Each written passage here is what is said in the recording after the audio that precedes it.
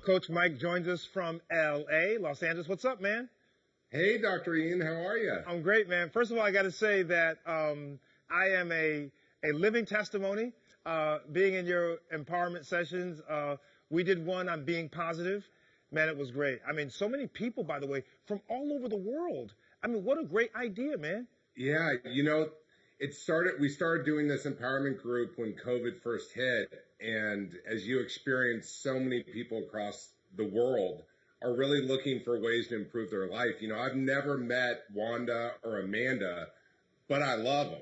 I hope one day to meet them. They also teach me a lot. Wanda has taught me even about something called porching, which is about relaxing.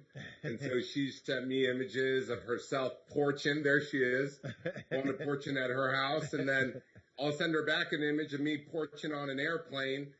She looks a little comfortable because I'm 6'5".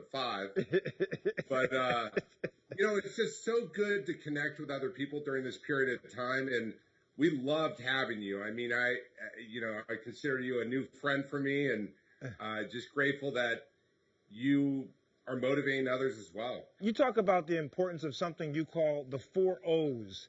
Tell me, what are the 4 O's?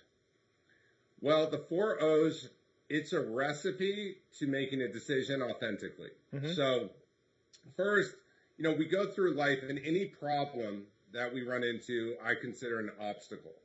So an obstacle is anything getting in the way of us improving our life. It's how do we flip that obstacle to become an opportunity. Every obstacle has an opportunity in it. Just like I spoke to you when you came on my podcast, and I did it last night when I ate Indian food. You said, Mike, don't eat 2 hours before you go to bed. And so I wanted to lose a little bit of weight. My opportunity was don't eat that Indian food last night 2 hours before I go to sleep. Right. And that's the opportunity. Right. And the decision I make is not to eat it.